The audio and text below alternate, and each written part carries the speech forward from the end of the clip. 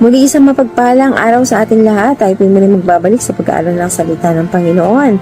At tayo po ay nasa ika-31 kabanata ng Aklat ng Deuteronomio. Subalit bago po tayo magpatuloy, tayo po muna dumulog sa isang panalangin. Ama namin Diyos, sa makapangyarihan sa lahat, muli po kami nagpapasalamat sa panibagong pagkakataon na patuloy niyo pong ipinagkakaloob sa amin upang makita at mapakinggan ang iyong mga salita. Tunay ngayon, Lord, nandito ang yaman, nandito ang gabay, at nandito rin po ang kaligtasan. Salamat, Lord, tayo ang pupurit pagsamba sa pangalan ni Jesus, naming Panginoon. Amen.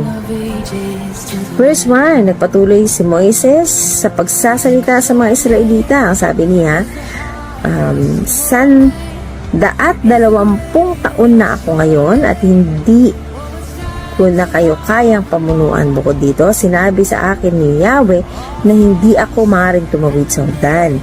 Ang Diyos ninyo, si Yahweh mismo, ang mangunguna sa inyo, pupuksain niya ang mga bansang daraanan ninyo upang mapasa inyong lupain nila. Si Josue ang inyong magiging pinuno. Gaya ng sinabi ni Yahweh, ang mga bansang ito ay lilipurin ni Yahweh, tulad ng ginawa niya sa mga haring Amoreo at sina Sihon at Og at sa kanilang kaharian. Sila ipapabihag ni Yahweh sa inyo at gagawin naman ninyo sa kanila ang sinabi ko sa inyo. Magpakatatag kayo at lakasan ninyo ang inyong loob. Huwag kayong matakot sa kanila sapagkat sasamahan kayo ni Yahweh na inyong Diyos. Hindi niya kayo iiwan ni pababayaan man.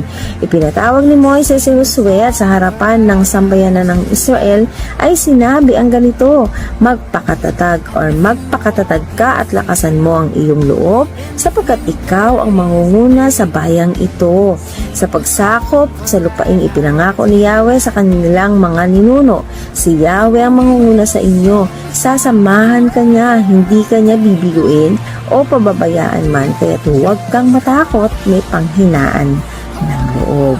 So dito po talaga makikita natin na after ng ilang saling lahi, makikita pa rin natin si Lord pa rin ang nagre-raise ng leaders, So dito makikita natin si Josue ang pamalit kay Moises at patuloy pa rin ang kanyang paalala at utos na huwag kang matakot. Bakit? Kasi nga po patuloy ang pagsama ng Panginoon.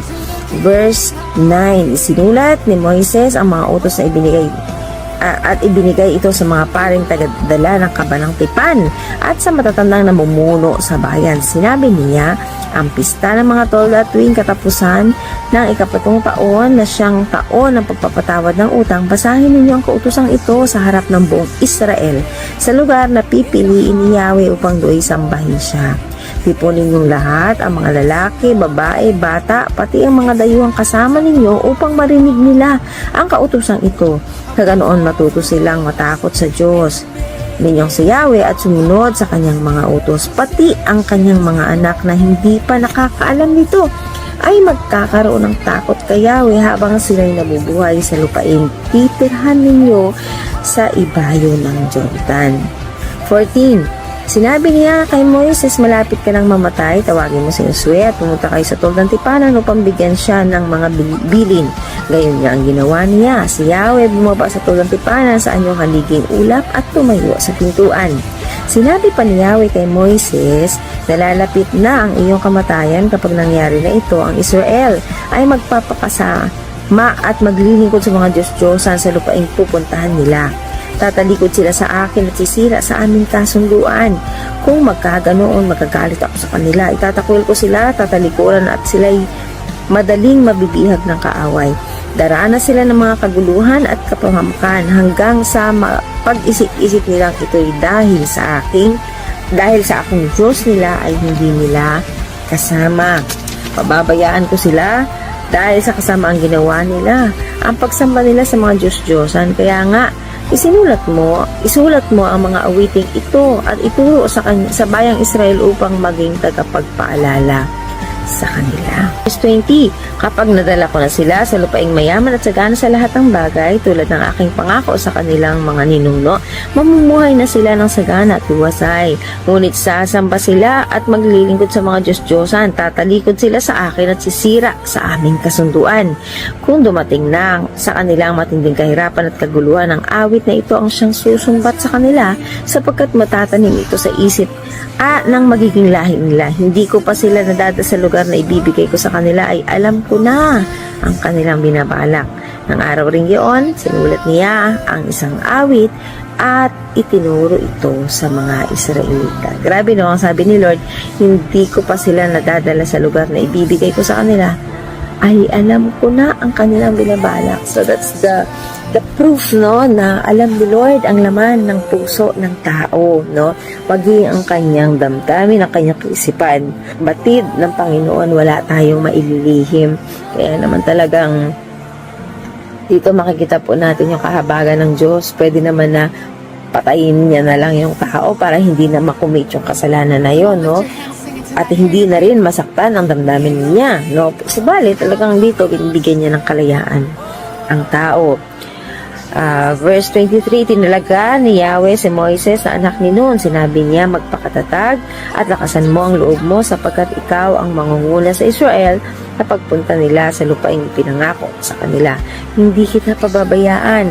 Matapos isulat ni Moises ang isang aklat, ang buong kautusan, sinabi niya sa mga pari, dalhin ninyo ang aklat na ito at itabi sa kaba ng tipan upang maging babala sa inyo. Alam kong may mapaghimagsik at matigas ang ulo. Diba? Sabi ni Lord, alam kong kayo'y mapaghimagsik at matigas ang ulo ko. Ngayong buhay pa ako, ay lagi kayong naghihimagsik sa akin, lalo na kung patay na ako. So si Moises po yun nagsasabi, pupulungin ko ang inyong matatanda at ang inyong mga pinuno, ipapaliwanag ko sa kanilang mga bagay na ito at gagawin kong saksi ang langit at lupa laban sa kanila, sapagkat natitiyak kong kayo'y magpapakasama. Pagkamatay ko, lilis kayo sa daang itinuro ko sa inyo. Darating ang araw na magagalit sa inyo si Yahweh dahil gagawin ninyo ang pinaka-aayawan niya. Yan. So, diyan. Makikita po talaga natin, no, na grabe si Lord, no, na talagang alam niya lahat. Subalit talagang yung biyaya niya, yung kahabagan niya, yung pag-ibig niya po is patuloy na naka-reserve, no? So, sa verse 30, ito ang kabuuan ng awit na ipinarinig ni Moises sa mga Israelita. So, dito po makikita natin, no, yung awit na ipinasulat ng Panginoon, no, sa pamagitan ni Moises sa bayang Israel. Po napagpala tayo at nakita natin ang kahabagan ng Panginoon kung saan nandoon yung kanyang remedy, nandoon yung kanyang pangako, at sana po ay ating pong balik-balikan ang kanyang salita upang hindi po tayo maligaw ng landas. Muli, God bless everyone and to God be all the glory.